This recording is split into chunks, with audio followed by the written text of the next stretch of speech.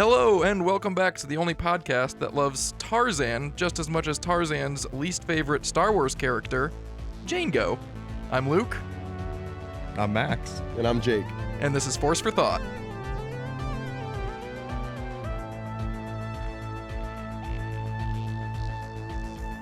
Hello, and welcome back. So, elephant in the room, the joke is hinged on Tarzan's love interest being named Jane and the way he talks like an ape, Jane Go, making him sad.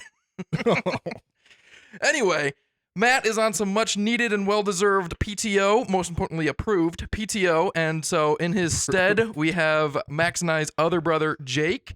He will be playing the role of Matt today, so we already greased the wheels on him having some really bad takes and agreeing with Max and disagreeing with me on almost everything. Other sounds really bad, by the way. Like, we don't have a fourth one yet who looks just like the three of us, by the way. But And sounds alike, too. We picked the worst format Other. for us to collaborate on.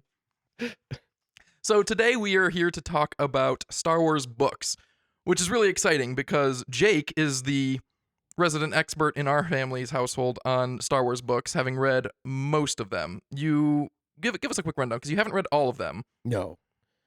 So I buy the books like trophies to display in my library, but I only listen to the audiobooks. I've read of the 120 books that I have. The physical books, I think I've read one, but the vast majority exist in audiobook format, and I've listened to probably like 98% of them that do exist in audiobook format, and the ones that I haven't read don't exist in that format. So I will have to start cracking open some books if I want to read the rest. So I will at some point, but I haven't yet.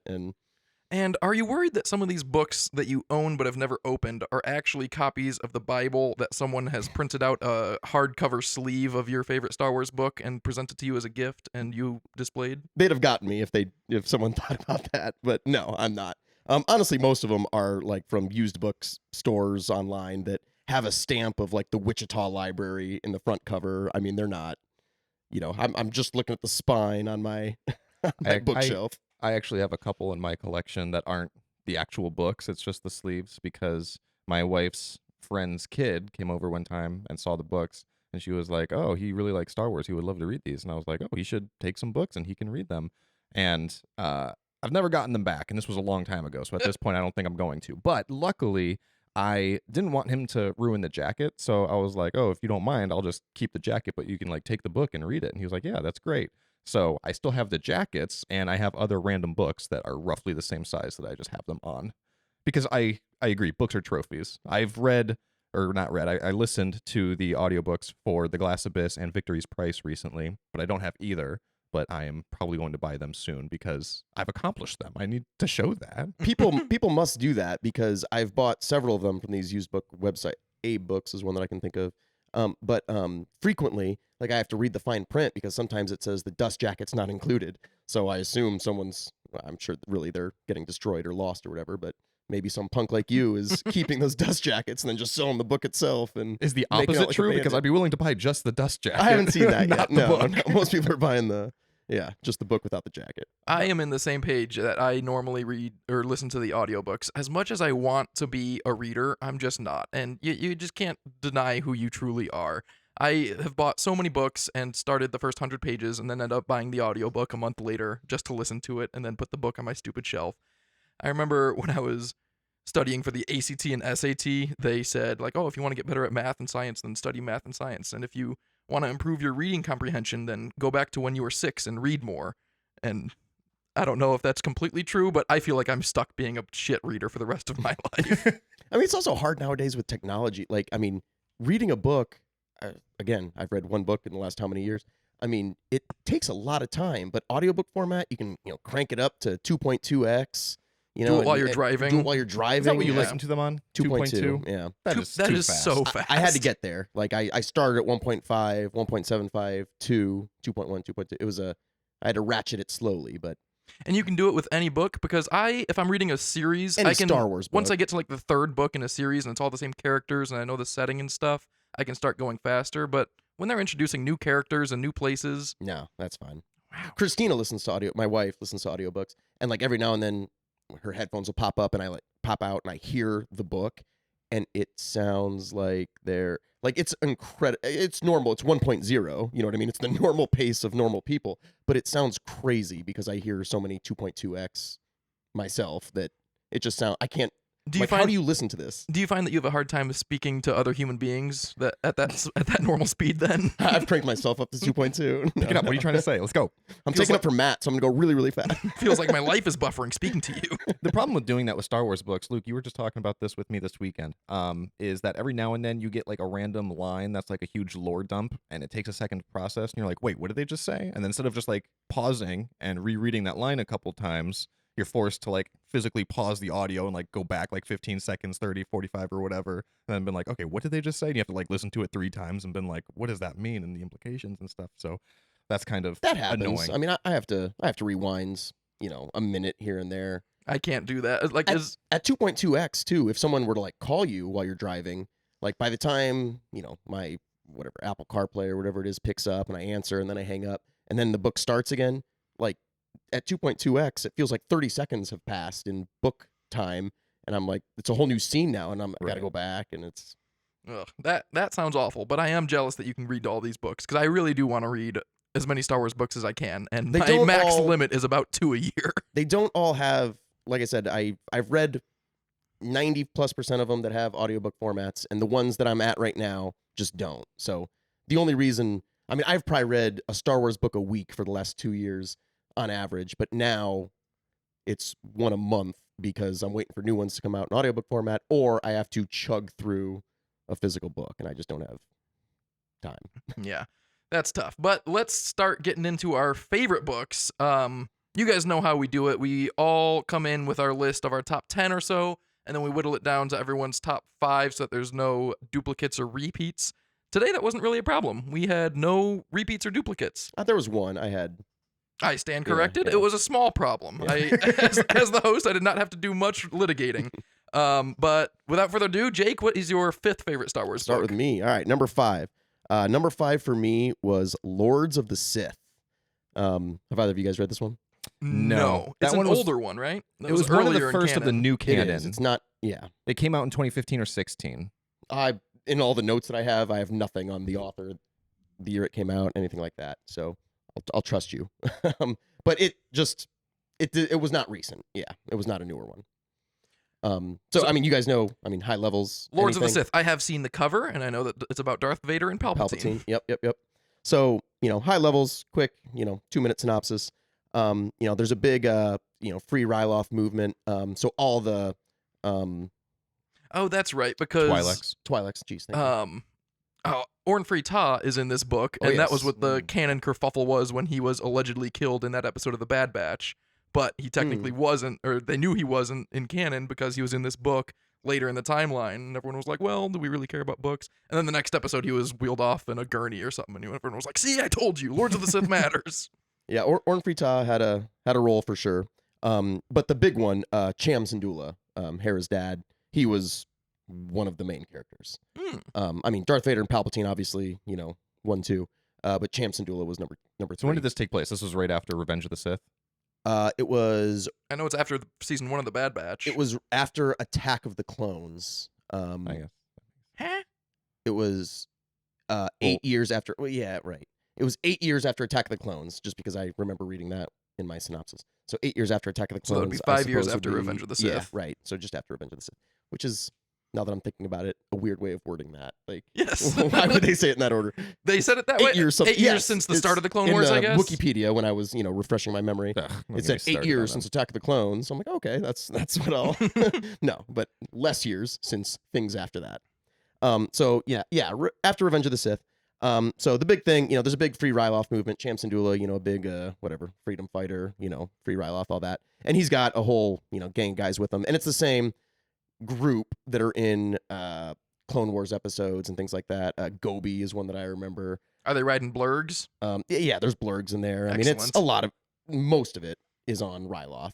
So a lot of Ryloth lore, Twi'leks, all that. I know you guys have talked before. I listened to the show, obviously. You've said things about like the sex trade on Ryloth with Twi'leks in particular. That's got a big part in this book as well. Really? That is a thing. Yep. Twi'lek sex slaves, big deal. Is there any male Twi'lek sex slaves? Because I remember I brought it up in the Book of Boba Fett that we With the saw a one male guy, Twi'lek yeah, sex yeah. slave, and I was impressed with the No, inclusion. I so- don't believe so. I mean, I don't recall the exact sex of every sex slave they were referred to in the book, but no, I think it was just female. But bigots. so broad strokes. So what happens? Big free Ryloth movement. Cham Syndulla is trying to fight the Empire, all that. So the Emperor Vader and Orn Free Taa know that this is going on, and Orn Free Taa, is the fat Twi'lek. He's doesn't like. He's kind of a puppet. He's more Empire than Ryloth, even though he's the Ryloth senator and all that. So Darth Vader and Palpatine tell him like, hey, we gotta quell this movement and all that. So they just go over there to talk to them. I forget what their plan was initially, but they were gonna go to Ryloth, visit, see what was going on. And Cham Syndulla and his friends find out they're coming. There's a big space battle. They fight right over Ryloth. It was so one of the things I love about this book is that both Vader and Palpatine are very close to death on several occasions. Like obviously, Did they ever fool you? I mean, right? No, but it's nice to for a second think like, oh man, they might get him. Like obviously they don't, but they get very close. Things look pretty damning frequently. It is more understandable for Palpatine and Vader to be in that situation and have it be genuinely tense because the nature of the dark side and the mysticism in Star Wars, they could very well die in some way and come back in some way or have some life-altering deal happen to them. So it's not like when you see Han Solo and when he's Right. young and he's in a life-threatening situation, he's just going to be a normal 30-year-old man in 10 years. Yeah, well, I mean, obviously, yeah, what the future holds, but so yeah, big space battle, vulture droids, all that, space mines, real cool. Bottom line, Vader and Palpatine end up crash landing with a couple of their royal guards on Ryloth, and there's a communications blackout. They're in the middle of nowhere. Cham Syndulla knows that. Cham Syndulla and his people are just hunting Palpatine and Vader, who are alone on Ryloth. So there's a lot of Ryloth lore, creatures, caves, all that. There's a lot of Vader lore about he seems like a good guy at times, honestly. Like there was a little Twi'lek girl, and they help Emperor and Vader. Like they just they're people who crash landed this little girl, and Mhm. Palpatine's like literally like, hey, we got to kill her, and Vader's like, no, she could help us, but the subtext obviously is, I don't want to kill this little girl, Yeah. So yeah, the villagers were helping them for a little bit because the villagers are also real rudimentary. They don't know really what's going on big picture. These people are crash landed, we're gonna help them. So Cham Syndulla is trying to fight them. So there's a lot of like moral issues too. I mean, Cham Syndulla was possibly like killing, he could have destroyed this whole village with the Emperor and Vader, and they considered it for a minute. But Cham Syndulla is like, there's a lot of people there. This was before he was real. Later stuff, he kind of gets real radicalized. This was kind of showing that process. He didn't start that radical in terms of freeing Ryloth and all that. Right. This is pre-Rebels because we see him in Rebels. And he Yes, is yeah. War criminal is a strong term, but he's well on But his way. not inaccurate. Yes. Yeah. I mean, yeah. So yeah. So basically, they're hunting them through Ryloth. There's Palpatine, Vader's a lot of lightsaber fights. They use force lightning on a lot of creatures, a lot of Twi'leks that they run into. It's pretty awesome. There's some royal guards that are real cool, real badass with Vader and Palpatine. So yeah, they're just going on back. There's a lot of like double and triple crossing too. There's some Twi'leks that are not the senator, but whatever's the governor, the Moff, whatever. There's one of them who's kind of helping Cham, but then he doesn't want to help him too much, and Cham's saying, "Hey, you've already helped me a little bit, and I'm going to tell them how much you've helped me if you don't help me more." There's Good double, triple, old-fashioned quadruple blackmail. crossing. It's real good. A lot of spy novel shit. It's real awesome. So yeah, then a lot of Twi'leks. Some of them are more radical than Cham Syndulla. One of them kind of sacrifices herself at the end to try to kill them, but doesn't quite do it. There's a big thing at the end where there's a lot of like inner conflict with Vader too. You get a lot of behind the scenes stuff where he has a lot of like memories, nightmares, whatever you want to call it, about Mace Windu, old Jedi from years back, where he's kind of like conflicted, and Nice. it's just cool to see all that. There's a big, dark scene at the end where they kind of, obviously, Palpatine and Vader make it away.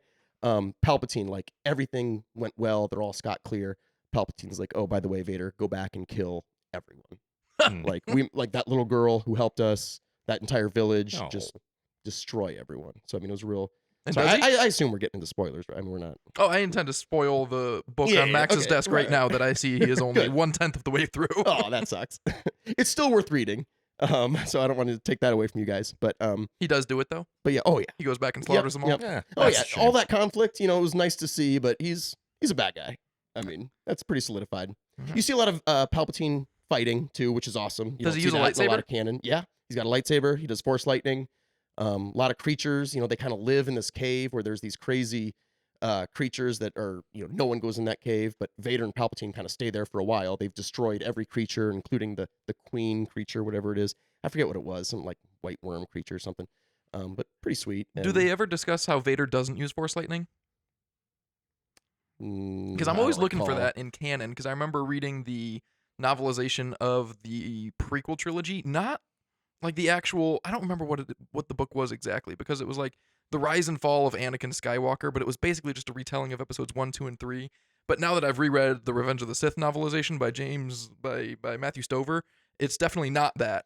But in that book, I remember reading that Palpatine found Anakin and they had to put the Darth Vader suit on him, and now he has robot hands. And Palpatine was bummed that he won't never be able to use Force lightning because of it. Mm. And I remember thinking, well, why not? Is that really you need like You need organic hands. fingertips? Yeah, yeah. I don't know. Gotta get some force blood flowing. I've really wanted to see some sort of canon explanation of more of that in the last couple of years. No force lightning explanation for Vader, but force choke, he uses that consistently through this book.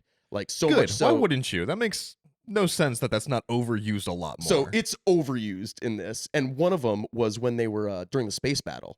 He was in his whatever interceptor. I forget what they call Vader's tie. TIE Advanced. TIE Advance. He's in his, and there are other people in other fighters, and he's like choking them through windows, through space. That is badass. so Like it was cool. incredible. And one of them was like being choked and like didn't know what was going on because they also don't quite understand, you know, Yeah, the, how the this Force is is a happening. novelty now. So like, I think she like while she was being choked, like didn't know what was going on and just crashed into Vader's ship. It was when they were fleeing from the initial Star Destroyer. So Cham Syndulla and his people took out an entire Star Destroyer. So like all in all, I mean, They did they some did a damage. lot of damage. Good. The Ryloth people, Twi'leks, whatever. And it was pretty awesome. But yeah, so he was choking the pilot, and she crashed the ship into their ship, the Star Destroyer, which destroyed it, and they had to go somewhere else. And it was pretty awesome. Great book. That's interesting. Do you? I don't remember your list exactly, but I think based on your retelling of that book, you really seem to appreciate the action in books a lot more than I do. I have a hard time following action in books. I would not have said that, but upon making my list and going through the descriptions, I'm like, yeah, I definitely have a type, it seems. Yeah. And you're right. It's that. I don't know why. I really want to. I really try to pay attention. I've been reading mostly High Republic books lately, and it seems like it's always just the same thing. Like they swing the lightsaber, they dodge, they clash. I don't know. Yeah, you're not wrong. I My mean, little lizard brain just needs to see it lit up Yeah. in front of me. Well, I know what you mean. You're not wrong. But Lords of the Sith sounds like a keeper. That's It's a good, great. That's Yeah, a good highly number recommend. 5. Max, where are we landing with you? My number 5 is Lost Stars by Claudia Gray. It is the young adult book. Young adult novel? Is that an oxymoron? Just young adult book. it's young adult. You don't have to Young get carried adult. away with the. All right. So I went into it with really low expectations, but I really liked it. It's a story of star-crossed lovers. These two young kids grew up on the same planet. Have you read this one, Luke? Sorry. Yes. Remind me of their names, though. Sienna. Sienna Rhee and Thane Kyrell. And they grow up fascinated by ships, and so they meet, I think it's Grand Moff Tarkin at the very beginning of the book, and they kind of become enamored with the ships and the display of power that they came to their planet with, and so it was their dream to always go into the Naval Academy, where they become pilots, and eventually, along the way, Sienna Rhee kind of becomes more and more loyal to the Empire, while Thane Kyrell kind of falls out of it and realizes some of the evil that they're doing. So they kind of split different ways. Thane eventually joins the rebels. Sienna stays with the Empire, but they kind of keep interweaving throughout the entire story and fall in love. But the fun thing about the book is that it takes place during the events of the original trilogy, so you see all of the events of the original trilogy through these characters' perspectives. So they talk about the explosion of the Death Star, they talk about the Battle of Hoth, they talk about the Battle of Endor, and it concludes with the Battle of Jakku. So it's and it just kind of flies right through it too, because it's a really quick read, which I really appreciate, and it's a lot of fun just kind of reliving those memories. It's a very nostalgia based book. So it doesn't really expand the lore too much, but it's just kind of fun to see it in those ways. And the story is really good. The spoiler alert, I guess, is that the rebels win, obviously. But Sienna Reed doesn't die. She's taken prisoner by Thane Kyrell and the rebels, and that's kind of how it ends. So they're still out there, and we don't really know what became of Sienna Reed. I'm after the battle with surprised Jakku. that has Is not there been zero? followed up. Yeah, I was gonna say after that, there's nothing, right? That Not book that I was know like of. 2016, so that's Yeah. 8-9 years ago And now. it was another one of the first books. It was a favorite. I mean, that's Yeah, I don't know very how well the loved. public ranks all these books, but I mean that one's fairly high, I believe. Mhm. Yeah, it's not It's a unanimously hot take loved. at all No, by any means. yeah. People It's love good. I've read it as well. I loved it. It was Yeah. it was cool. It's one of those books I like when they talk about bad guys, the Empire. What's your name? In such a way that like you can kind of see where they're coming from. You know what Yeah. I mean? Like Mhm. you know they grew up similarly and they just literally went to opposite sides and they both kind of at times convince the other why what they're doing is correct and you know from a certain point of view they're not wrong. I'll, you know? I'll be talking It's- about that a lot more with some of Yeah, my right. future books. But yes, I really like that because books are I guess, the best medium for inner conflict and getting in these characters' heads. Mhm. And so I really like that. I don't think my list really has a whole lot of action on it necessarily, but yeah, I like the inner conflict and kind of getting to see the mindsets of these characters because it's really the only format that you can. It's the only format that some people are able to appreciate the nuances of an Imperial being on the verge of good and bad and not exactly one or the other. And it's good that you can appreciate that in other Are mediums. you referring to something in particular? Karn? Specifically Andor. Oh, okay. Go back and listen to our. I'm blanking on his name now. That's how Cyril unforgettable. Karn. Cyril Karn, yeah. But yeah, you were talking about your lizard brain. I feel like I have a lizard brain because I prefer comics to books, and I think part of the reason is that it's just much more visual and action based. So comics and young adults, you like pictures, Yeah. short words. Yeah, preferably the ones that I get to draw in myself. Yeah. Those are my favorite books. Yeah.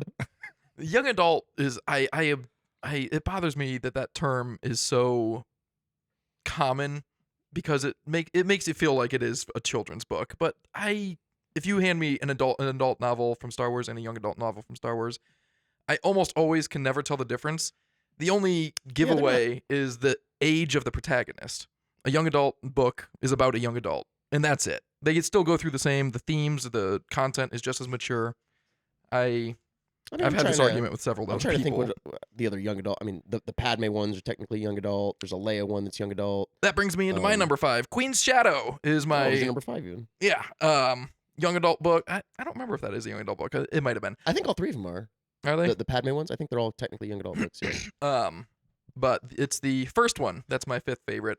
It was one of the first Star Wars books that I read, and I remember when I was reading it, I picked most of my books because I don't remember books as well as I would like to. I very rarely reread them. I've reread some of them. Same. Yeah. But the ones that really stick with me that I like have vivid memories of just become my favorites over time because it's the one you remember best. And part of Queen's Shadow, the reason I remember it so well is because I was reading it on my way to spring break. In my car was my wife, my girlfriend at the time, I guess, and our 2 friends. And we were driving. It was like 10 hours. And so we're going to listen to this book about Padme Amidala. And they said, oh, okay, you're driving, I guess, so whatever. And then we got like an hour into it. And my friend said, Luke, I know you're driving, but I'm pretty sure all that's happened to this book is Padme went swimming in a lake and then got dressed after. I'll say she got dressed in a lot of outfits. And I Yeah. was like, yeah, it's not your style.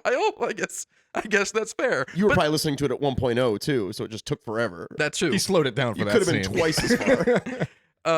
But that is my style. I loved seeing the nuances and the everyday stuff of I'm Padme. sorry, real quick. Did they let you listen to the whole book that entire drive, or did they make you turn it off after that? No, I only listened to about the first hour. Okay, that makes about sense. I was about to say those are some really good friends. I remember one time. Who were they? Friends from college. I don't think you've met them. I remember one time I was driving to St. Louis to visit Luke with Matthew, R.I.P. And I asked him. He was driving, and I was like, "Oh, you mind if I take control of the music?" Or I just had take control, and I like took his phone because he had Spotify open or whatever. And he was like, "Yeah, that's fine." I put on a Ben Shapiro podcast, and he was like, "Oh, that's not You went from Baha Men to that. I right." assume. He Yeah. was like, "This is not what people mean when they ask that question." but a Star Wars book does the same thing. I bet I would be, even myself, I would be like, I don't want to listen to this for this whole trip. It was the perfect opportunity. Something that I always struggle with like, so Queen's Shadow, is that what this one is? Yes. So I cannot draw lines like that's a trilogy, the Padme trilogy. It's Queen's Mhm. Shadow, Queen something, and Queen something. Queen's Peril, Queen's Hope. And they're all great. I've read them all as well, but like I cannot differentiate one from the other. I mean, it's continuity, obviously. So there's, as she gets older, further along, like that's later. No, the second one's a prequel. Oh, is it really? Yeah. So it's, even more so. That proves my point. It's tough to draw that line. Mhm, that's mean- fair. It's all the same characters and Right. similar situations. It's one story. Just Mhm. yeah.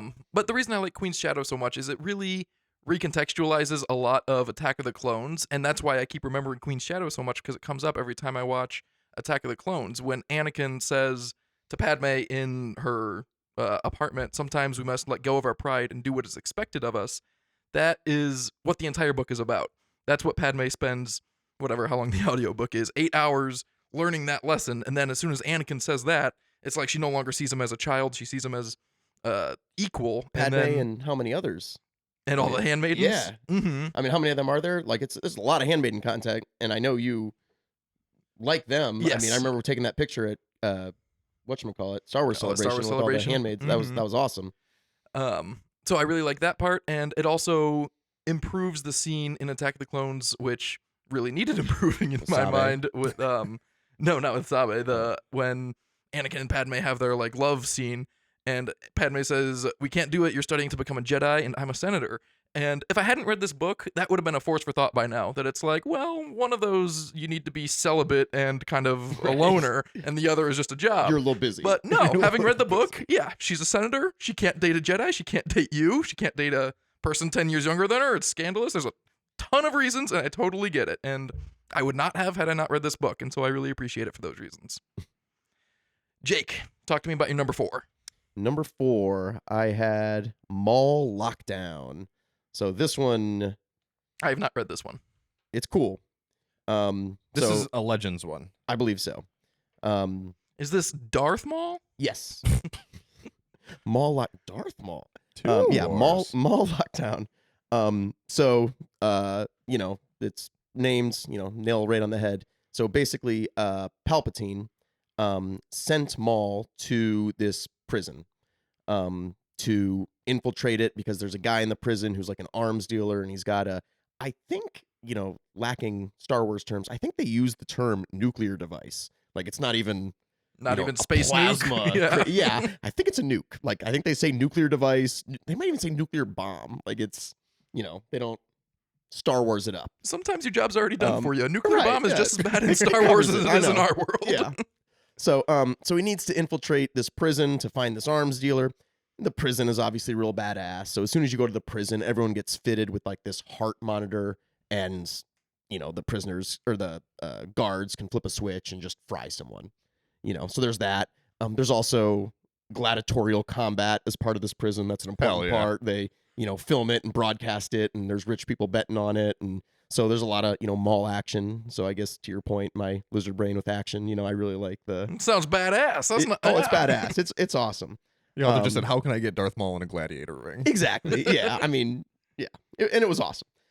So this one guy is also trying to infiltrate and get that guy. So he like hires these mercenaries to be fake guards, and then Maul and the real guards find out that these are fake guards, and they kind of team up and kill the fake guards. And now the guy that hired the fake guards is like, no, that's not happening. So he does. It's called the Purge. He basically says, we're not going to beat around the bush anymore. We're just going to attack this prison and kill everyone. So everyone's kind of working together to fight this guy that's coming to kill all the prisoners and guards. They, end up starting a self-destruct sequence at this big prison. It's called Cog Hive 7 is the name of the prison too. Just a badass name. That's a fun angle for a prison story. That there's bad guys coming to the prison, so the prisoners and the guards team up against the bad guys. A little bit, yeah. And so Maul actually, which is interesting, because Maul doesn't have a lot of, real content. Like, in Phantom Menace, he says In Phantom Menace, 5 he doesn't. words. Clone Wars, obviously, he's got some, beats, but You can really get in his head a lot in this one. I mean, he makes a friend. Like that's weird, right? I mean, Maul being friendly with this other prisoner. But it happens and it's awesome, and they're kind of teaming up to help each other, and it doesn't end well for that guy, but nonetheless, they were partners for a spell. So yeah, the ship starts to self-destruct. So they have to do something quick. There's a beast on board called a Cyrox, which is basically like this big beast that feeds on dead/dying prisoners. Like it eats their consciousness. It's like a kind of a metaphysical thing. It's not even a physical, but it somehow feeds on them. So they have to defeat that while escaping for the self-destruct. And yeah, it's awesome. Just a lot of Maul content, and he's awesome. So we don't have it was enough great. Maul content in our lives. That's and what I'm saying. I'm bummed Yeah. that we have to go into Legends for it, because when you first said Maul Lockdown, I was initially thinking of when the Mandalorians freed him from that prison in the comics that they were going to make a Clone Wars arc, but they never did. What's that comic called? The one where he kills Mother Talzin. You know the one. Oh, yeah. Son of Dathomir. Right. Mm. That one, he's in a prison for a little while. That took me and way too long to understand. That's like one of my favorite thought it comic was- books. I I have thought it it was signed by insane Sam for a Witwer. second. But yeah, that does sound great. Max, That's awesome. what's your number 4? My number 4 is Bloodlines by Claudia Gray. It is the story about Princess Leia post Return of the Jedi. I'm actually not entirely sure when it takes place, but I think closer to the events of the Force Awakens than Return of the Jedi, maybe about halfway through or so. Because the whole thing is kind of about the galaxy realizing that Leia is the daughter of Darth Vader, which I remember the first time when I started reading this book, and I was like, does the galaxy not realize that right now? That's crazy. And then what that revelation would look like for somebody in her position, too, because she's a galactic senator, which is interesting. I mean, what was Return of the Jedi? Luke finds out, or at the end of Empire, Luke finds out, kind of find out their brother sister at the end of Return of the Jedi. Like, what do you do with that information? Like Luke and Leia and Han, I guess. Like, oh, you guys are siblings. Oh, and that was your dad. I would definitely Now not tell what? anybody. You broadcast it. Yeah, No. they held on to Do it. the They three didn't. of them only know for the next X years? Like, it's I- awkward. I In mean, canon, I believe so, because it's revealed in Bloodline. right? But Yeah. yeah, if that were me, I would bury that information. So- People don't need to know that. Ben had already help. Ben Solo had already been born at that point, and he didn't know yet either. This was how he found out as well. And she kind of like wrote like a letter to him because he was off training with Luke at the time. But yeah, it's really interesting. So you get that kind of dynamic of it as well. But it's also a lot of politics, which I appreciate. New Republic politics, and it kind of explains the difference in opinions in the Senate at the time between the populists who want more kind of independent planetary control as opposed to a bigger centralized government with a military force, which is what the centralists wanted. And there was kind of a breakdown between the two of them. And during this whole kind of conflict, there was this kind of splinter faction. They're called the Amaxine Warriors that started to rise up, and Leia was kind of investigating it throughout the story. Realized that they had connections to this group known as the First Order that was kind of starting to build itself up on the Outer Rim. The Centralists kind of started to lean towards the First Order. Leia recognized the threat that is the First Order, and the spoiler alert is the whole book ends with her leaving the Senate and joining the Resistance. She kind of brings together a ragtag group of rebels at the end, who are the main characters throughout the book. And I'm pretty sure the last line in the entire book is "Welcome to the Resistance," and I really like that. I know that's true because I listened to this audiobook The last on page. YouTube, because that's how I was listening to audiobooks at that time of my life, and they were all available on YouTube for some reason, except for the last chapter. What? And I remember I was telling you about it, and I was like, yeah, it kind of Super ended disappointing. a little weird. I feel like it needed another little beat, and you told me about all that, and Another I was like, wow, entire chapter. that sounds great. Guess I don't need to read it now, though. Yeah, it was a good ending, and it was a perfect bridge. And one of the reasons that I really like it is, Princess Leia, iconic character. We get to see more into her mind, kind of inner conflict with her, dealing with the fact that she was, the daughter of Vader, and the book opens with a dedication to Bail Organa. So she was kind of having to separate the two, right, and being like, well, what does it mean to be the daughter of Vader, but also the daughter of Bail Organa? Does one make me less of the other, or something like that, which was really cool. But also, it significantly advanced the lore, which I appreciate. I that's like the main reason that I read the books. I am real big into just the history of this Star Wars universe. And sometimes I read a book and it's just like an isolated, like single character adventure on this random planet. And I'm like, okay, like it was a good story.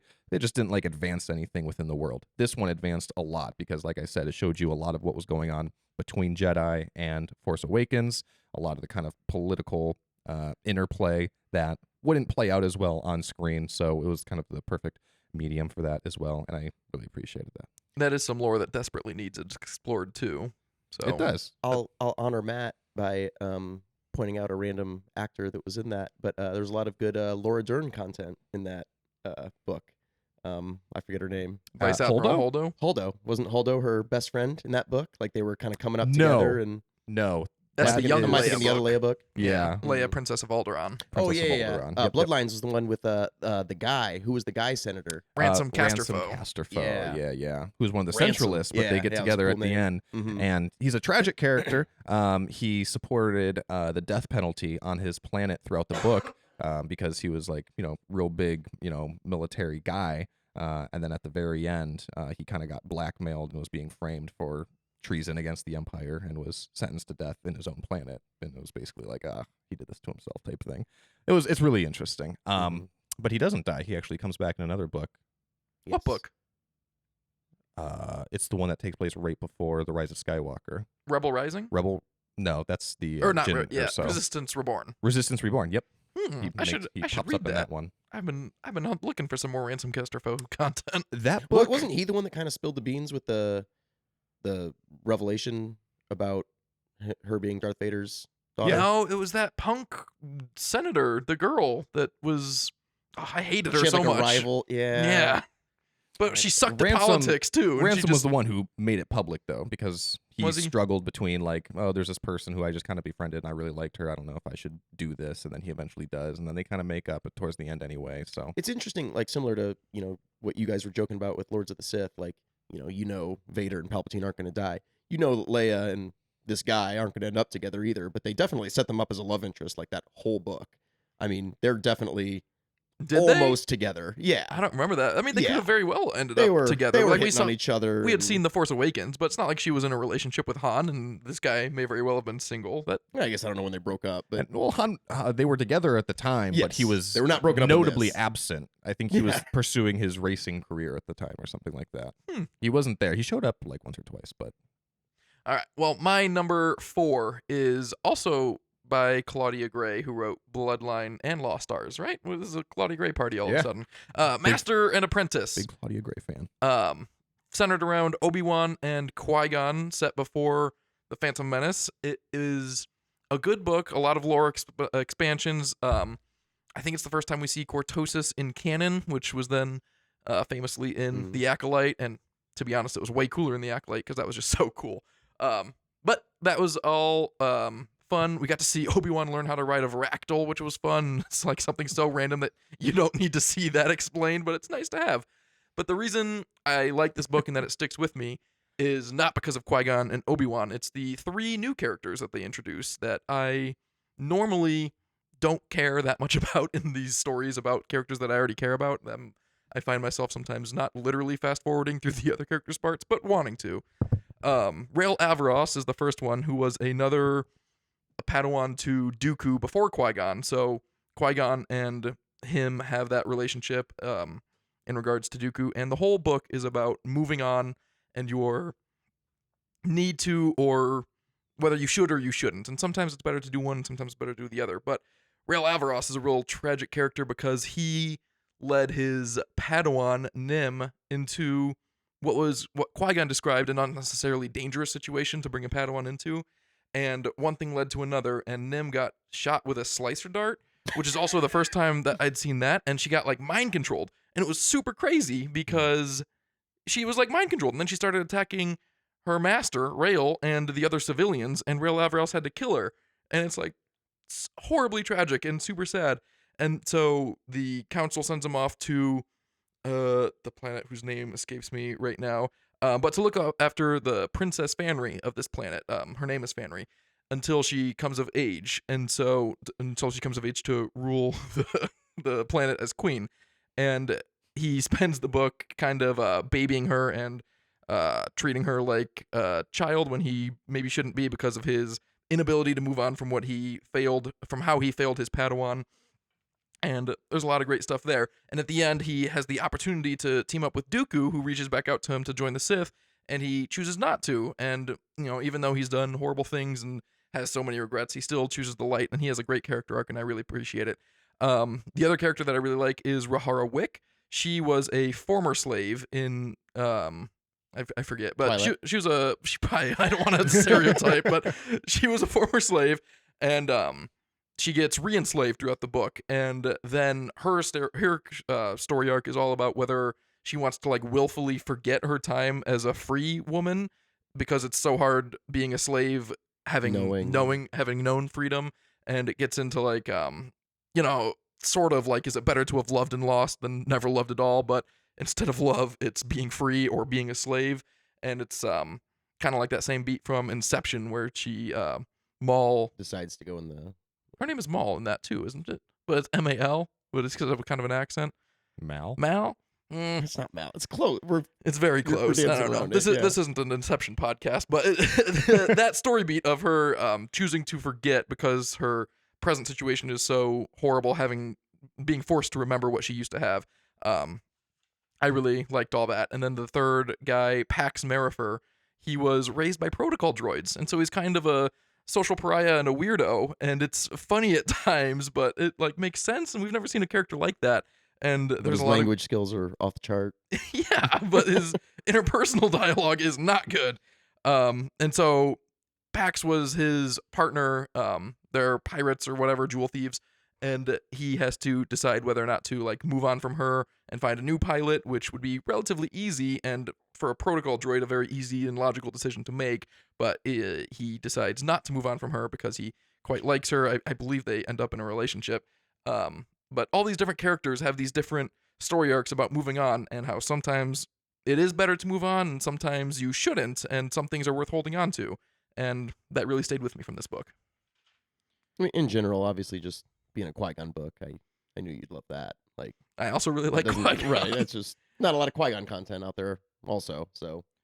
Of all the unrealistic things in Star Wars, I like to imagine the one person who was watching Revenge of the Sith when Obi-Wan was riding that Varactyl, and they just thought, now, how does he know how to ride explain that? This, yeah. And someone said, I have the book for you. But they don't pander to you. It's like, oh, he rides a Varactyl. He's going to ride something. There's a mount that he rides. Why not make it a Varactyl? That's fun. Yeah. And then it also, something similar, he talks the whole book about how much he loves flying and how he always wants to be the pilot. And before and then at the end, he has a traumatic flying experience. And he's like, I don't like it anymore. That's funny. Jake, talk to us about your number 3. All right, my number 3. Actually, I didn't think about it until you just said it, because I think this might also be Delilah S. Dawson, or Delia. Claudia Gray? Oh, yeah, that's what we're talking about. Sorry. Phasma. Is Phasma Delilah S. Dawson? That's Delilah Dawson. Yeah. Phasma. It was awesome.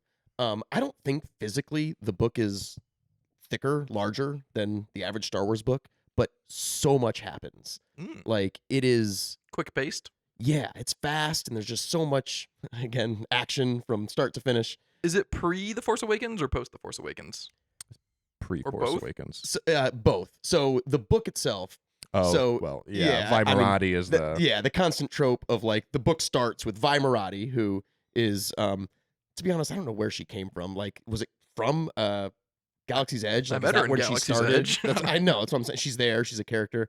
She's the purple-haired Resistance spy. She's awesome. She's got a couple books, actually. I say that it's more than 2. I think it's just 2. But that's a couple. So, more than some. Right, yeah. So Vimerati is a Resistance spy, and she gets captured in the first page of the book by Captain Cardinal, who is also badass. That's he's the red First Order guy. Yep, and he is sweet. So he gets captured by she gets captured by him, and he is not torturing her, but questioning her, but selfishly, because he just wants to know about Phasma. She says, hey, you're a Resistance spy. I know you've got information on Phasma. Phasma and him are partners, more or less. Captain Cardinal was in charge of all the First Order training for other stormtroopers. And one day, Phasma showed up, and Hux, who was in charge of that, said, all right, Phasma's going to start helping out. Cardinal, you just do the kids 13 and younger, and then when they age out, Phasma will do it. So basically, in one day, Cardinal got demoted by half of his responsibilities. And so he hates Phasma, never liked her, and he just wants to take her out, basically. So he says, hey, I know you know stuff about her, explain it to me. So the whole story is like going back and forth. The whole book is going back and forth between him questioning Vi Moradi and then Vi Moradi telling this extremely detailed story of Phasma's entire life. So, there's 20 years of, story in there, but it's all here and here. So Vi's telling him the story. And basically the story is she grew up on this desolate planet where she was a feral kid, basically. They had a village, but they had no technology. They lived in trees. They were warriors, hunters, gatherers. Like they didn't communicate with devices. They were feral. And so that's where Phasma grew up. Her and her brother were actually in charge of their tribe. I think her brother actually, there was some kerfuffle and they killed the previous leader. It's a big, combat, if you beat someone in combat, you're now in charge. So the brother-sister combo of Phasma and her brother they were in charge. There's this other tribe they're fighting with, and they go back and forth a lot. Long story long, Hux, Big Hux, so the Hux, Brendel Hux, thank you. Brendel Hux and some stormtroopers crash, and they crash in the DMZ between these two tribes. And Phasma's like, hey, we need to go see what's going on. They might have, technology, food, whatever. We need to go figure it out. And her brother's like, no, we don't need to do that. She says, I'm going to go anyway. So she steals all of the tribe's food, supplies, weapons, takes the 4 best warriors and says, no, we're going to go. So she just betrays her whole tribe, goes there. The other tribe did the same thing. There's this battle between both tribes and the stormtroopers while they are figuring out what's going on. They all kind of arrived at the same time. Basically, Hux convinces Phasma, like, hey, we need help. We're from a more advanced society. We'll help you out if you help me out. Like, you need to get me somewhere. Like, the other side of the planet is where I have a ship or something like that. So then the whole story is Phasma taking Hux and some stormtroopers, these 3, aborigines, essentially, to the other side of the planet to save Hux. And along the way, there's all sorts of battles. They find this old mining facility where there's protocol droids, but there's no, or not protocol droids, more advanced battle droid-esque type droids that have weapons. And these droids say like, hey, you guys are here to work. So the droids enslave them temporarily while Hux got injured on the way. So Hux is getting taken care of, but you guys can't pay for his care. So you guys start mining this area. So for a month of the book, they were just working in this mine shaft. So, and then, lots of battles, lots of creatures on the way. They make it to the end, and along the way, Phasma betrayed and killed 4 other people. Her brother comes back, and she kills her own brother. She ends up making it off with Hux. Hux is saying, hey, I like what you did the whole time. I want to put you in charge. She then goes back and kills the entire village that she grew up with because she just wanted to eliminate all past, ties. She really went scorched earth on everything. Does she come back with incredible technology and stuff and TIE fighters, or does she go? Yeah, no, she doesn't. Yeah, she's not in loincloths and spears anymore. She's a stormtrooper. She actually, so they explain that where she gets her. So the ship that Hux crashed in, I think at the beginning, was Palpatine's old Naboo fighter, and that's what she makes her shiny. It was his armor pleasure out of. yacht. It was his pleasure yacht. Yeah, The Imperialis. Yep. Yeah. Nubian. So that's where he gets his. That's where she gets her sweet armor. So anyway, it keeps jumping back and forth between this story, what's going on, and Vi explaining it. And as Vi's explaining it, Vi sees that Captain Cardinal's not so bad. So Captain Cardinal's trying to make Vi bad, and Vi's trying to make Captain Cardinal good. And to be honest, Vi does a great job. The more she explains, the more he understands. He realizes that Phasma's just a dick, and maybe Vi is in the right. Cardinal ends up leaving Vi and trying to kill Phasma while he is getting this information from her. He's like, oh, I got to go tell Hux, that she's bad news. She killed all these people. She did this. Vi eventually tells him that she actually killed Hux, Brendel Hux. She stabbed him with this. There's these bugs that bite you and then just liquefy your skin. Ugh. Pretty badass, yeah. So Vi told him that, and he goes, well, shit, that's a big deal. So he goes and tells Armitage Hux, the one in the movies, like, hey, I think Phasma she killed your dad essentially. And he goes, I know, I was the one who told her to do it. So like, oh, so that was sweet. Yeah. So basically Cardinal was getting real pissed off. So Cardinal kind of let Vi go. And so Vi got let go. And meanwhile, Phasma and Cardinal are fighting in this other room. Phasma stabs Cardinal and Vi saves him, takes him away, and kind of heals him on the back end. And Cardinal's becoming good. And then there's a whole nother book about Vi and Cardinal, Black Spire Outpost, which is right after the events of that book. And it's when he's not Captain Cardinal anymore. He's whatever his real name is. Greg. It's something sweet. I think it was Arcane. It was something that sounded sweet. I did not know that Black Spire Outpost was a sequel to the Phasma book. I thought Black Spire Outpost was exclusively a tie-in to the theme park. Captain Cardinal is behind Vi Marati, the main character in it. But it is so much. By the way, Black Spire Outpost, have you read that? Mm-mm. It is so funny, like in terms of the tie-in with the parks. Like it's a book. It's a real book. Nothing about it sounds weird, but then all of a sudden they're like, hey, we should go get blue milk at the local blah, blah. And it's the same name as Galaxy Quest. Like it's... Did you see the Slink Dog roller coaster over that mountain? It's very on the nose. Like they make a point of pointing out everything in These Galaxy's kebabs Edge. at Ronto's Roasters are pretty affordable. Yeah, like that. Right in the middle. I mean... Like, oh yeah, this is a paid advertisement. But it is awesome. And I just, in all honesty, I know I went on for a long time. I scratched the surface. Like that book has so much more. It is very good. It makes me happy when the best books are about the least impactful characters. I'm not a Phasma fan. Like I would not say that, but She's on my list of top so 100 good. characters probably. But, Agreed. Yeah. But barely. But that book was so awesome. And it did such a good job of fleshing her out as a character. Because I just finished reading The Glass Abyss, which is a Mace Windu book, and I didn't mind it. I thought it was fine, but it didn't do that, which I was disappointed about. That was the one that I was kind of alluding to, where I was like, some books you just kind of go off on like a little side adventure, and that's what Mace Windu basically did in that whole book. You find out a little bit about his childhood and kind of like how he joined the Jedi Order, and those aspects I really liked, but the rest of it's just completely irrelevant. I mean, they're just like on this pretty cool planet with these cool villains, and he's just trying to help liberate this planet, basically.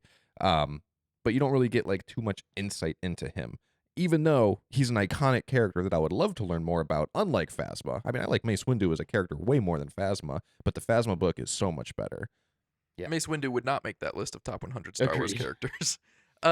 Is there much content about Mace Windu's master? Because I know that he has a canon master. I've seen pictures of her. I think she's in comics, but Interesting. seems like a good opportunity to learn more about her. No, I know she's female. I not in the forget. Glass Abyss. They just kind of mention like his childhood and how he spoiler alert, how his parents died and how he kind of chose to join the Jedi Order, because he had a choice whether to stay with his people and be raised by them or join the Jedi Order. And He chose was Jedi. old when he joined the Order. That pisses me off so much. That he made such a Yeah, stink. No, he He- wasn't. He was pretty young. He was pretty young But they because still he gave him a didn't choice. really have a memory of it. Like part of his time on this planet, Metagos, he like kind of like unlocked this memory because I guess he would have been like maybe 3 or 4 years old. I don't know.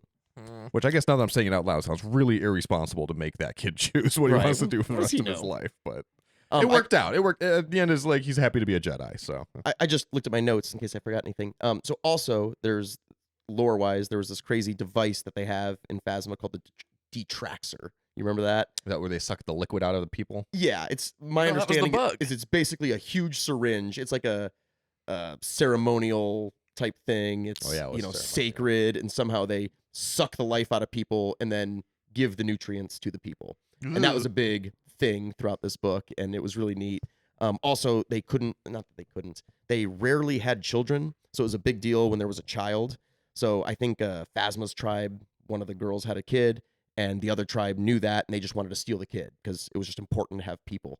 So a lot of the story was also protecting that kid, and Phasma ended up killing the kid at the end also, Oh. just because it was someone who knew of her old life. Like Phasma was just very one-tracked the whole book, and she wants to get off world and make something bigger. And Max, what's your number 3? My number 3 is Aftermath: Empire's End by Chuck Wendig. It is the third book in the Aftermath trilogy, and it is mostly the Battle of Jakku, which is awesome.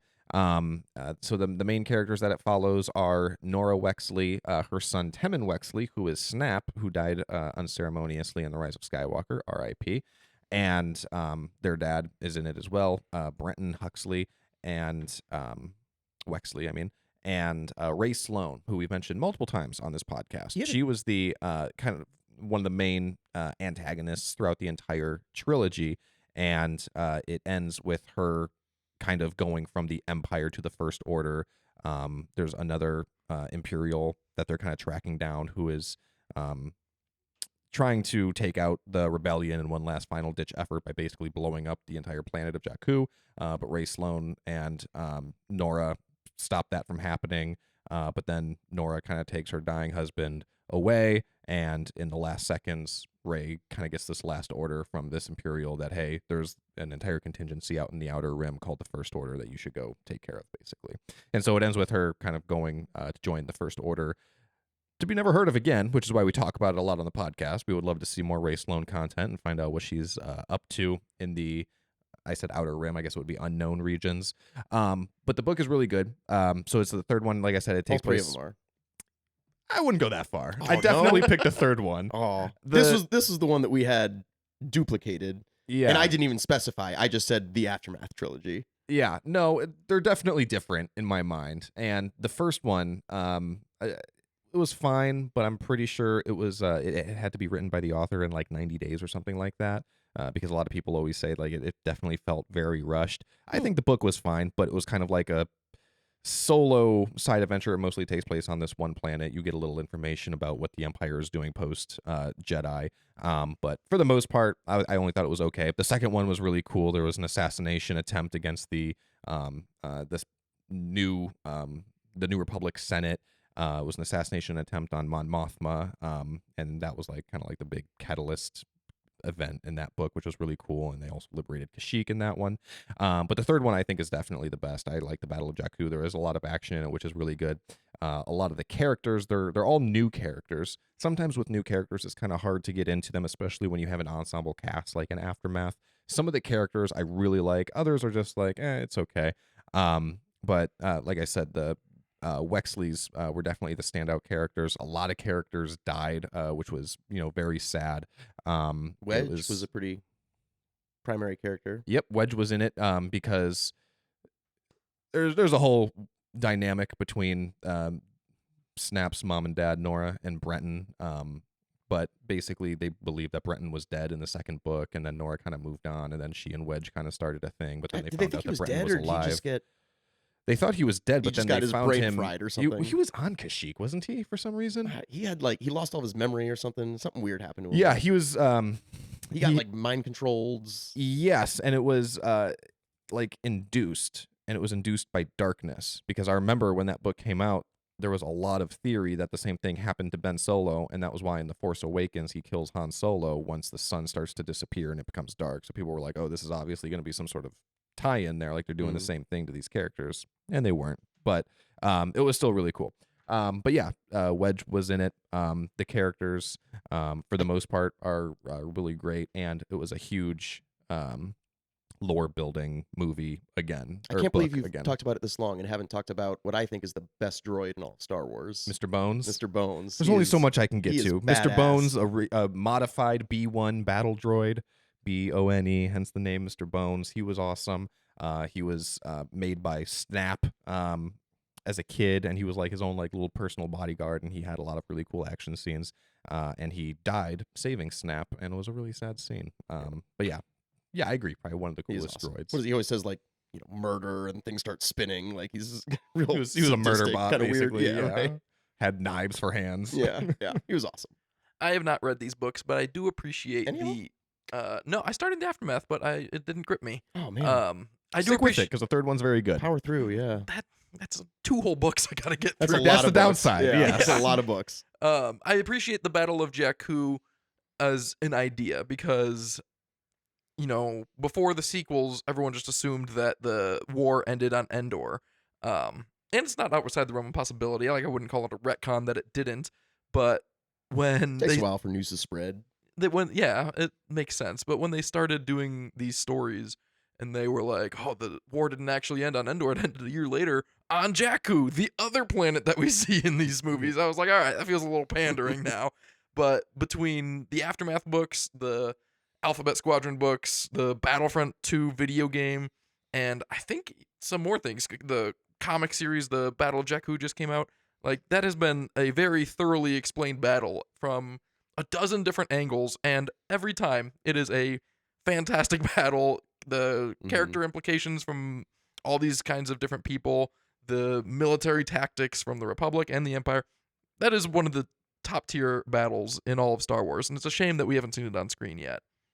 Yeah, and it does a really good job of kind of fleshing out some of the logistics of how Endor was kind of like the turning point in the war, and like, you know, like recognized as like where the war basically ended, but that Jakku was the last holdout, and it was, you know, like you said, the last epic battle and everything. But it didn't end until after that, because they explain how Mas Amedda is basically the defunct emperor after Palpatine's death, and he was being holed up on Coruscant, and he was basically being held hostage there against his will. And in the third book, he has to like sneak away in order to reach the New Republic to say, hey, I give up, let's sign a treaty or something. And so it ends with him signing the Galactic Concordance, which officially ended the war. All right, that brings me to my number 3, and I'm going to go a little quicker on this one because we're running long. So forgive me, Drew Karpyshyn, author of Path of Destruction. If you're listening, I am going to breeze through it, but that is my third favorite Star Wars book. It's about Darth Bane. It is Legends, and it's the first in the trilogy of Darth Bane books. And it's what you would expect. You know, Darth Bane is a tall, menacing Sith, and there's a lot of lore stuff with the Sith and the Jedi at that time that's all really interesting. But like I said earlier, the reason that I love books over long periods of time is because stuff keeps with me, and particularly this book, the thing that sticks with me was the Sith Lord that was in charge of lightsaber training at the Sith Academy never let anyone train with a double-bladed lightsaber, and he made it sound so convincing, because he said, like, it's not actually advantageous because you don't have two options. Whenever you're using one side of your lightsaber, your opponent knows exactly where your other side of the lightsaber is, and so it's not like it's a surprise when the other one comes, because then this one's going to go away. Like, you don't really have two. It was nice to see that written down. I'm with you. I recall made it so much vividly. sense. And then Darth Bane goes to fight this guy, and he pulls out a double-bladed lightsaber, and Darth Bane realizes that he just never taught anyone this combat style so that he could keep it all for himself, and if he ever had to fight someone, he would know how to whoop them with this newfangled lightsaber combat technique. And that's just the coolest thing ever to me. But the book's really good. I wish I could talk about it more, but we are running late. So all three Jake, of them are awesome. The trilogy. yeah, they are. Darth Bane's awesome. Very differently awesome too as it goes on. Like, Mhm. those books are all very distinguished. One, the first, second, and third in my head. Yeah. Jake, we're on to number 2s. Yep, I'll go quick too. So in Matt fashion, tribute, I wanted to cheat and I picked a trilogy from a certain point of view. So all three of them. So have you guys read 1, 2, 3? I've read multiple of the short stories within them. Okay. So from a certain point of view, the way it works is they're roughly, or I think exactly actually, 40 short stories in each book. It's a 40-year anniversary every time. Yeah. So of, A New Hope, Empire, Return of the Jedi, 40 short stories. Basically, throughout the movie, most side characters that you see, it's just their point of view for 10 pages. I think there's an argument to be made for every. Yeah, I know, it's close. How many background characters are there in a movie? It well, can't be much more than 40. So I'll talk about, and not even characters. I mean, there's a whole chapter about the Dianoga, like the little sea snake in the garbage pit in A New Hope. I mean, he's got a whole story. Like, that's crazy. I mean, but it's nice to see that. Like, the band at the cantina, they talk about their story. One of them that stuck with me was just someone walking the halls of Echo Base at Hoth, talking about how Han and Leia are just being so dramatic, and they're arguing all over the place, and then they're kissing, and They like, really it's have just- main character energy. yeah, it's just so cool to, I don't know, all those points of views. The one that I'll talk about real quick that stuck with me the most was the guy. I don't know how they got me to think this, but they made it clear that it was basically the guy who goes like this at the top of that tower at Yavin 4 when ships start That approaching. little speedometer thing, Yeah, they whatever check it in, is, yeah. speed gun. That guy. So that guy, the chapter was a letter from him to his daughter saying, "Hey, I need to go to Yavin 4, help the rebellion. It's important. Here's why." His daughter's 6. I wish you could come with me, but you can't because it's going to be dangerous, and I want what's best for you. That's why it's important. That is But such a don't- responsible decision as a parent. But don't worry, you'll be safe on Alderaan. Is how it Oh! ends. And Walked right into it. like it's such a good chapter. You're reading it, and then I cried. I mean, I don't cry from books. That's crazy. But oh man, that one hit me hard. It was all of them are great. To be honest, I think it goes A New Hope, Empire, Return of the Jedi. So if I had to pick one, I'd pick A New Hope first. But all three of them are awesome. I mean, and by being short stories too, obviously, there's a couple stinkers in there, don't get me wrong, but for the vast majority, they're incredible. And it's just cool to see those points of view. Mm-hmm. Yeah. The idea alone is awesome. I agree. I love it. Yeah, things with deep lore like that's just a good shtick. I mean, so they came out on the 40th anniversary of each of the movies, so 2017, 20, and 23. Do you think we are going to have to wait another 15 years for the Phantom Menace 40th anniversary from a certain point of view, or you think they're going to start increasing the timeline a little bit? Or just start making it books much smaller. It's like, right, this is I'll only say going they to can be a do 20 25. chapter. Yeah. 25. Then I we'd can't get wait gypped. for it. I mean, It's coming one day. I mean, they had to be having this conversation at the Lucasfilm Publishing these days. they also had different readers and authors for every single one. I mean, Will have Wheaton read one. They have different readers. I didn't know that. Yeah, That each surprises me. chapter. Yeah. Ashley Eckstein, I think, read one or two. Is there one about Ahsoka? That surprises me. No. Which one did she read? It was weird. I'm trying to remember why. Maybe I'm misremembering. Maybe that was just the Ahsoka book, but no, which I know she read. But I think there was another one.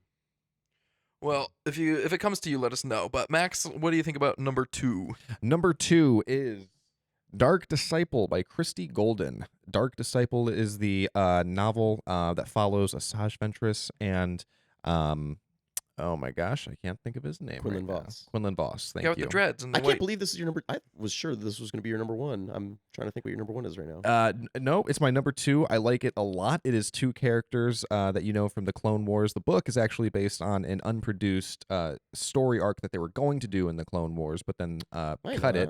And then they wrote the book about it. And the book basically follows, for lack of better words, an assassination attempt on Dooku by the Jedi Council. And so in order to do it, they kind of recruit Quinlan Voss to reach out to Asajj Ventress to help assassinate Count Dooku. And it sounds like something that the Jedi wouldn't do, and it absolutely isn't something that the Jedi would do, and they kind of realize that, and they're like, wow, we really strayed too far from this one, because it kind of sent the characters over the deep end. Quinlan Voss kind of turned to the dark side for a little bit of the book, and then he came back at the end. But the relationship between Quinlan Voss and Asajj Ventress, they kind of start to have a thing during the book. They eventually, towards the end, obviously find Dooku. They almost kill him, but Dooku gets away. We know that. And then he kills Asajj Ventress. And Asajj Ventress dies in Dark Disciple. And they made it very clear. And I just want to say, we're going to talk about the Bad Batch at some point on this show. But in the Bad Batch, it takes place after Dark Disciple, and Asajj Ventress shows up. And when she popped up in the trailer, everyone was like, this is weird because she was dead in Dark Disciple. She definitely died. And Lucasfilm was like, yep, we know. Don't worry. It's going to be consistent. And they just absolutely did not address it at all. We had I didn't know no they idea. even said that. They said that? Yeah. Oh, they made a Yeah. big deal about it. We were like, we understand her character arc from Dark Disciple. And we were like, okay. Sounds like they don't, though. No, because you the way they said it, you expect that Bad Batch is going to be like, oh, this is how she came back to life or something. And Witch magic. yeah, It's always the answer. yeah, and they very easily could have done that with a single line, but after watching it the entire season, I'm just nothing. left with this feeling of like, Yeah. I don't think you guys actually knew that she was in that book. No, you just gotta be patient. They're gonna announce the Asajj Ventress show at Star Wars Celebration in a couple months. That's not the last time we see Asajj Ventress. And I over would the eat next it up. I hope they year. do. It's ripe for the picking because they have to go back at some point. But I'm currently rewatching Clone Wars now. I'm a big fan of the Clone Wars, the timeline, the characters, and everything. So obviously that book was right up my alley. Loved Lost Stars and Dark Disciples. I know we were giving me shit for, the action ones. You got a big kind of a romantic side with your Star Wars faves. it. That's consistent with my number 1 too. Is it? Yeah. That's interesting. That should give us a big clue about his number 1. I'm gonna feel so stupid listening to this back and not Princess having and the- thought of it. Princess and the Scoundrel? Um, I'm trying to Stay tuned for our Valentine's Day episode in a couple weeks. But that brings us to my number 2, Fallen Star. I've tried to limit myself to only one book per franchise. I mean, it's weird to say franchise, but the High Era. Republic is more than a trilogy or series of books. It's its own franchise for all intents and purposes because it's so expansive and it's so removed from the Skywalker saga. So my favorite book in the High Republic is Fallen Star. That's the 3rd book in Phase 1 with the fall of Starlight Beacon. And like I've been saying all night, the reason that these books stay with me is because of moments that I find very memorable. And this book, I like it for a lot of reasons, but the thing that stays with me is how many character deaths there were. And there are pros and cons to that, especially in retrospect, because phases 2 and 3 of the High Republic have not really been replacing the number of great characters that die off in phase 1 Mhm. like I was hoping they would. But there's a lot of great characters that die, and then there's a lot of great characters that die just so unceremoniously and unforced. And at the time I was reading it, I was like, "Are you kidding me? Orla Jareni just wanders off alone and gets eaten by the nameless? That's so dumb." But now looking back, it's like, sometimes people just die, and that's that. Not everyone goes in a blaze of glory. Right, but then you do get the Blazes of Glory with Estella Maru, which I guess that's generous to credit that to the Fallen Star, because that's mostly in the comics. But the way it ties in with the comics with Estella Maru, that like Avar Kriss can feel that there is some massive force holding the entire space station together, and then you read the comics and you see Estella Maru in the center of it, like gripping Doing it. all of Yeah. it together. I love the interconnectivity with that. And then Stellan's death scene is one of my favorites in all of Star Wars. I talked about it in my favorite Star Wars deaths, because he stays with the ship as it's crashing into the IRAM, what would have been the IRAM city if he didn't stay back to push it further out of the way. And then his droid is like, "Oh, it's going to kill 10,000 people right now." And Stellan's like, "Okay, That's too I'll many. try to fix it." And then the droid's like, "Okay, you did it. It's only going to kill 10 people now." And Stellan's like, "That's still too many. I'm going to stay." And it's like, yeah, that's what a Jedi is being all about. You got to save every single person. It's not a game of statistics and percentages. Like, just because you did something 99.9% of the way, you still got to see it through all the way. And then he dies tragically. And then the book was all about him, obviously. He was the protagonist for the most part. And the title was about him. And I didn't realize it until the very end, because he sees the Force. He understands it as a constellation of stars and galaxies. And he's the fallen star. And it ends with Elzar and Avar, his friends, looking up into the stars, and they see the stars, and it reminds you of them. I'm not saying it as well as Claudia Gray does in the book, but it's a really emotional and moving moment, and I quite like it. Real quick about the High Republic books in general, I want to point out Mark Thompson narrated most of those. Most I'd of the say. adult ones, I think, yeah. And he is incredible. I read or listened to a lot of those books driving way up north when I had to work 3 hours away. So at night I was listening to a lot of those audiobooks driving back and forth, and his voices for like the Nihil characters in particular were so like it was scary driving at night listening to this book. Like the audiobook was so much better than someone who were to read it. Yeah, It was I crazy. did actually read these books physically with my eyeballs, and then after your endorsement on the audiobook, I went back and listened to it a while later, and it does add something different. Oh yeah, I mean Marcion Rowe every time he speaks is incredible. I Mhm. mean it's Because he's Oh, menacing all and of it. not in like a Darth Vader way, which they obviously went to great lengths Right. to make a compelling Star Wars villain that's not just, extremely powerful and dark like that. Yeah, And he's they like did a quiet. great job. I mean, he's yeah. got a soft voice, but it's still crazy menacing. Mm-hmm. The High Republic wraps up this June, and I'm really excited to see it. I'm kind of trying to binge all of the books I'm behind on to catch up, so I don't get it spoiled for me. But that brings us to our number ones. Does anyone have any honorable mentions before we get into it? I kind of doubt it, because we've been bouncing all over the place and we've talked about most of them, but this is the time. Yeah, no, I wanted to mention the Glass Abyss because that was the most recent one that I mentioned, but I think I got all my talking points out on that one. I would like to mention the Living Force, but I'm still holding out that we will do a review on it in the future. And actually, Phasma was one of my honorable mentions as well, so covered that too. Yeah, Black Spire is one of mine. Honestly, I already mentioned that a little bit, but there's a bunch. All right, hit us with your number one then. Number 1, Scoundrels. Have either of you read this one? No, but you've talked to me about it. I know what So this one's good. about.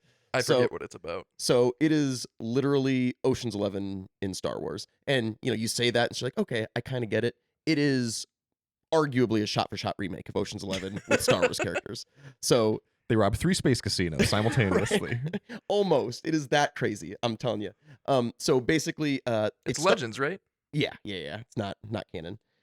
So it opens with this guy who's got like a bum arm and a cast, and he comes to Han Solo and says, "Hey, this guy killed my dad, and he had a crap ton of money. He's got a chip, something, data card where we can access the money. I need you to steal it for me." And Han Solo, actually, I just listened to your podcast the other day. This was right after A New Hope. So Han Solo is flush with cash after A New Hope, but he lost all that money immediately. It was stolen from him. You know by who? Mm-mm. Crimson Jack. Oh. I don't know which Crimson Jack, if it's Jude Law or not. Well, they don't know There's a either because that couple. was Legends now, Right, so now they exactly. don't have to address But it. Crimson Jack stole all of his money, so he just went from flush with cash to broke. So Han Solo was like, "Oh shit, yeah, I need to do it." So the guy with the bum arms, like, "All right, well, get a team." So the first 8 chapters or the first 20 minutes of Ocean's 11, where he goes and he gets Han, Lando, and then a bunch of new characters that we've never met. One of them, there's 2 twins, so also there's 2 brothers in Ocean's 11. They get twins that are, I forget, one of them's a sleight of hands. One of them's a demolitions expert. One of them's a droid expert. Like, they're covering all the. Nice. It's Ocean's okay. 11. They're doing what they have to do.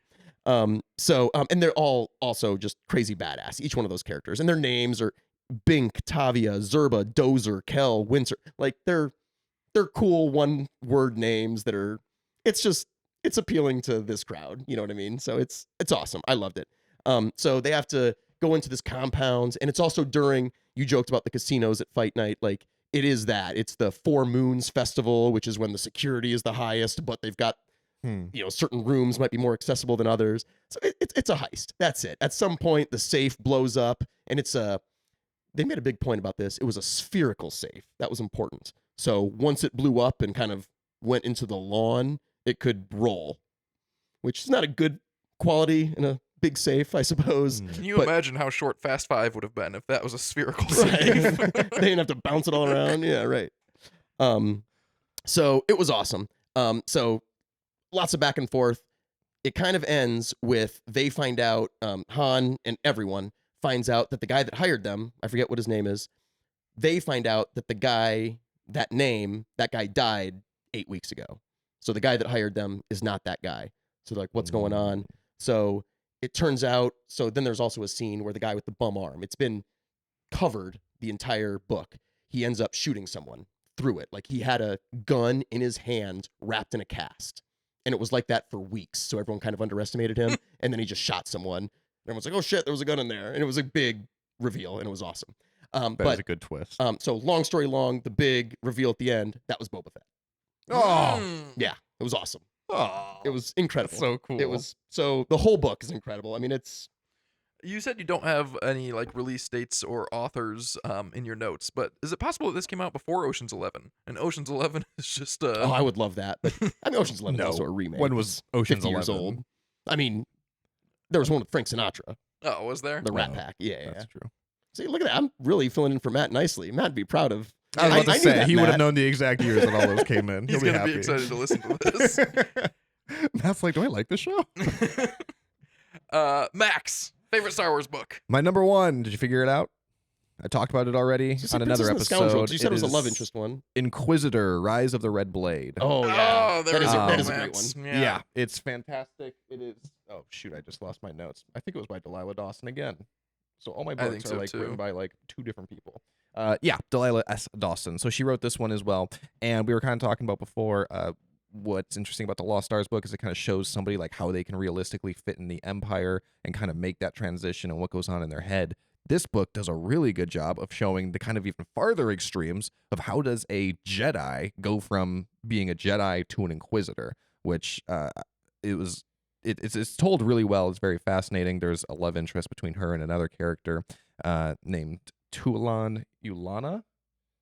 That is a hard hurdle to jump. Like you Tulan knew Ulana. that Jedis became Inquisitors, and you just kind of accept that. You're like, okay, they used to be Jedi. Like that's not a day process. You know what I mean? It's they explain No. it very well. I I like- like it. I like all you could see it. Inquisitor content, I think, because I feel like they're fleshing it out really well. They also did it with Barasafi and the Empire.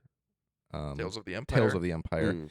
And Trilla. that was good too, but it wasn't done as well as Rise of the Red Blade, I don't think. But it does a really good job of getting in the character's head, kind of showing that change, how the characters are being told, like, you can't love, you can't have attachments, and then being like tempted to the dark side of like, well, I kind of like this guy, and if the dark side is saying that I can love, then maybe that is the right choice to go down. And so it does a really good job of fleshing all that out, and you see a lot of character development out of these 2 characters who you seemingly don't know and have never seen before, except the entire book is a tie-in to a very small arc in a Charles Soule Darth Vader comic series, which absolutely blew my mind. When I was reading I think it was the epilogue at the end, my mouth was on the floor because I could not believe that this was tying in to the 2017 Darth Vader series, these two specific issues that I absolutely love because I love the comics, and this is like my favorite comic series. And there's a story arc of Darth Vader.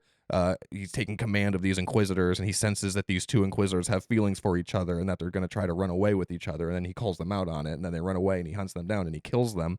And that happens in the comic book. And this entire book is just a prologue to those two characters. You thought, and you "Oh, don't that's a realize that coincidence." until the very end because they never say their names in the Darth Vader comic until the very end of the book when it kind of like runs through the events of the comic as well. I've and not so read any of the comments or the comics. That's interesting. I highly like recommend that. with starting with the 2017 Darth Vader series by Charles Soule. It is by far my favorite comic series. It's fantastic, and yeah, this whole thing is a nod to it, but it's also in its own right. It's also just a very good, compelling book. It is the only book that I can think of that I can honestly say I could not put down. I bought the book, and I'm pretty sure I read it in like 4 days or something crazy like With that. your eyes. And yes, physically. And that's hard for us to do. I a mean, lot of- we're all lot of kind of on the pooping. same page about Yeah. reading physical books. Mhm. It's not easy. But no, this book was fantastic, and I highly recommend it. And it is by far my favorite book. And it's called Inquisitor, Rise of the Red Blade, which gives me hope that this might be like an anthology that they can do in the future because, like I said, I like the Inquisitor content, and I feel like there's a lot of holes that they can kind of fill in. For example... What makes you think that? The fact that there's a colon in the Yep, book title? That's okay, it. all right. Because now it could just be Inquisitor, Fall of the Empire, whatever. It's something like I that. would love for you to be right, but that doesn't seem like enough to... No, but it gives me hope. And I like thinking Inquisitor, about this Rise of the stuff. Double Blade. Rise and Fall of Marok, which is what I was thinking. Because I was like, Ooh. what's his deal? Like, what were the Inquisitors doing at the latter days of the Empire? You know, every time we see Inquisitors, it's always at the beginning of the Empire. What were they doing during the events of Endor? You know, so there's content there if they wanted to explore it. Yeah, I'm being optimistic. I'm pretty sure that they won't. I would But love for you to be right. I didn't mean to shit on it. Like, you know what? I hope so. I would say that I haven't been right about this stuff before, but when I was reading this book, every now and then I kept thinking, like, you know, I wonder if these are the characters from that one Charles Soule comic book. And then at the very end, it fucking was. And I couldn't believe it. But anyway, that's my number one. You are kind of onto something there that I haven't thought about because in the Obi-Wan show, they're kind of complaining that like, oh, all the good Jedi are gone. Now we're just hunting scraps, but maybe Kenobi, but he's a long shot. Like, that's only going to get worse every year from then on. They're putting themselves out of business. Right. Where do they go after 15 years? I don't know. after Marek is still Kenobi? around, so clearly they're somewhere. He's barely around. He was reanimated, allegedly. Smoke monster. Allegedly. Yeah. All right, that brings me to my number one favorite book. I've talked about it a lot on the podcast before. It's another scenario of only picking one from a franchise. It's Victory's Price, book 3 of the Alphabet Squadron trilogy. And this one was a toss-up between book 2 and 3 because I deeply enjoy take 'em all. both of them. No, that's not fair. That's not what we're here to do. 3 is my favorite of them all. It has so many satisfying payoffs for all the character arcs that were started in books 1 and 2. Most notably, Kairos, who was like the unique alien design that doesn't talk much in books 1 and 2. And I strangely compare her a lot to like Leia in the sequels, where after the first one, it's like, okay, she's in a really interesting place. I'm excited to see more about her. Like Leia, you know, her son just killed Han, and that's like, I can't imagine what she's going through. And then book 2, she drops into a coma right away, and she's like not in it. And I was like, that's too bad. But then, fortunately for Alphabet Squadron, you know, they didn't have to deal with the death of Carrie Fisher, and so she does have a very prominent part in book 3, and it's extremely satisfying, and it all comes together very perfectly. For people who haven't seen any of the, I mean, say why it's called Alphabet Squadron, because that is awesome. Like the shtick of it all. Is, that they have 5 Republic or New Republic pilots, and one flies an X-wing, one a Y-wing, a B-wing, an A-wing, and a U-wing. And Kairos was the U-wing pilot. And Weird order that he went in there. I I don't know, know, why. right? I would have gone alphabetical. not quite alphabetical, but not anything else. Yeah. I guess probably order of my favorites, but I guess no, I don't want to overthink it. I'll just have to listen to that back. A should be higher. But you was aptly number 5 though. it's a support ship. That's just not as interesting. But there's so much amazing character arcs that start and end in that book. There's a lot of great Hera content. You're a big space battle guy in general too, right? I mean, don't you appreciate that more than like I remember? That's interesting. I usually consider myself a Jedi guy, and I still do. If I had More to, so because I know you like the opening of Revenge of the Sith, and Oh, who doesn't? especially though, like you're a space battle guy, maybe in addition to a Jedi. I'm starting to worry that you're just not a space battle guy.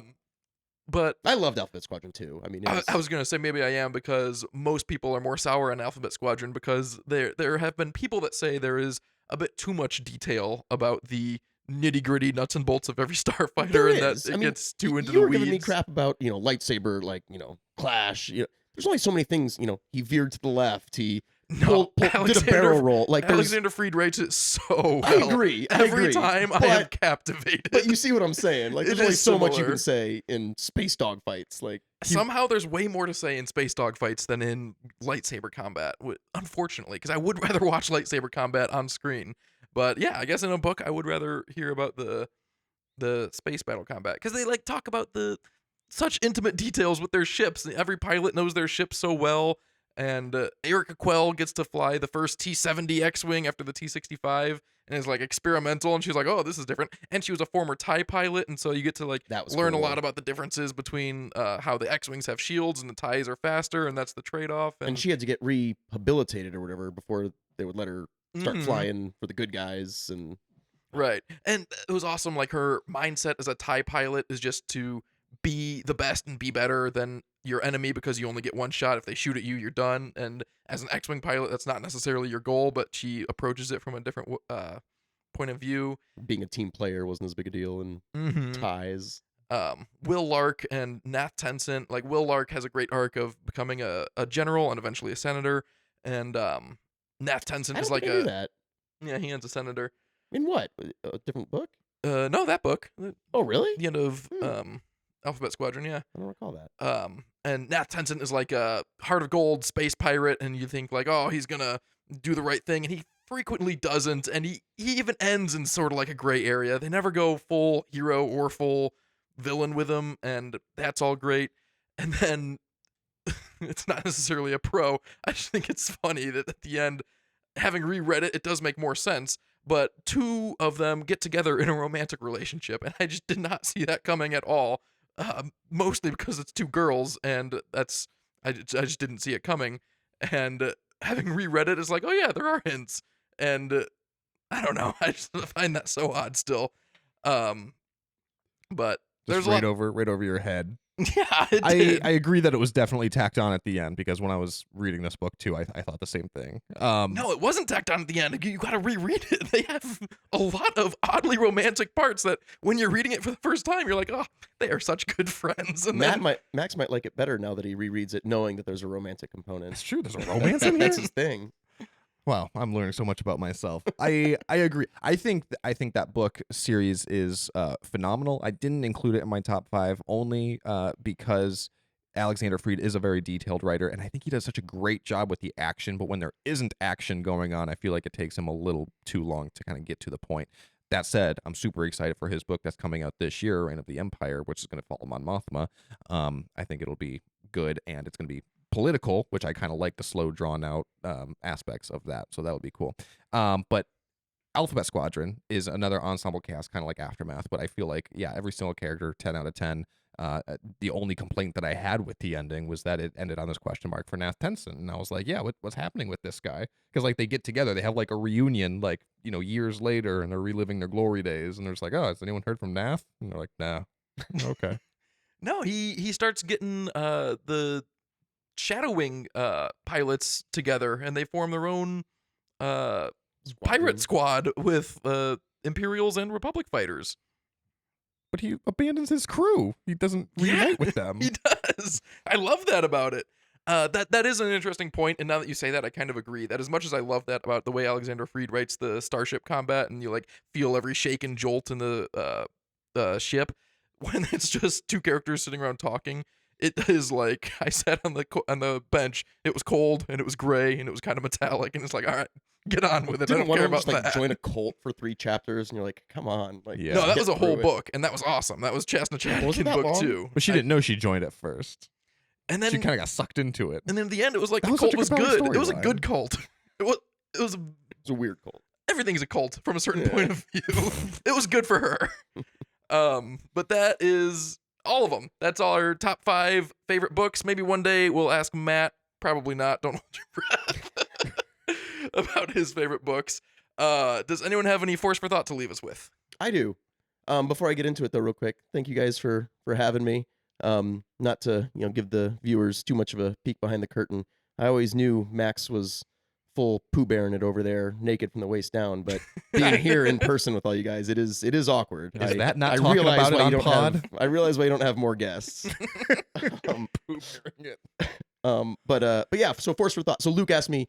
You guys gave me 24 hours notice to be on this. Matt canceled and said, "Hey, could you fill in?" So Luke goes, "Do you have a force for thought?" And I said, "Oh no, I'll try to come up with one." So I put on Empire Strikes Back, one of my favorites, and I'm like trying to watch it through that lens of like, let's try to find one of those weird idiosyncrasies, whatever it's called.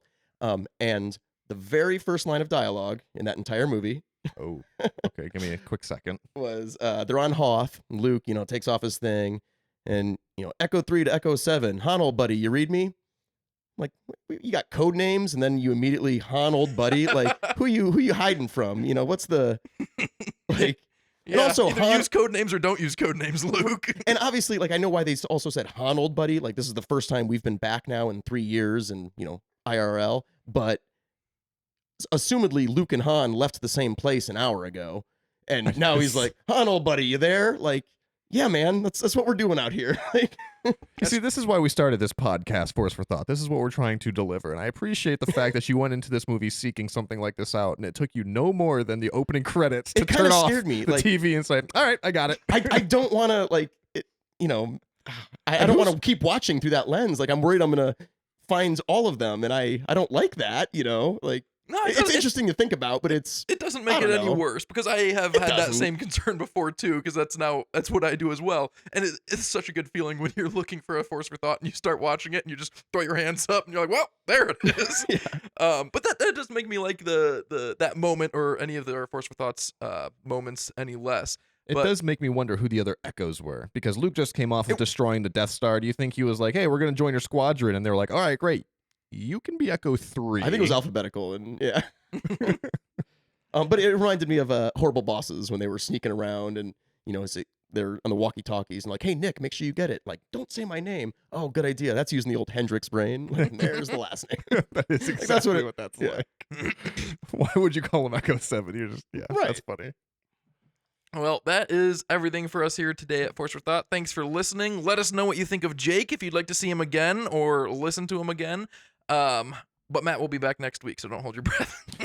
Yeah. To be fair, he's not taking time off. He's actually on a work trip right now. He is at the Sundance Film Festival, hobnobbing it with a bunch of celebrities. Oh, for real? He keeps sending me pictures of him with all these actors. Anyone cool? Name drop? Yeah, he sent me a couple pictures with him, and I forget which one it is, but one of the guys from Queer Eye. He also sent me a picture of him with Conan.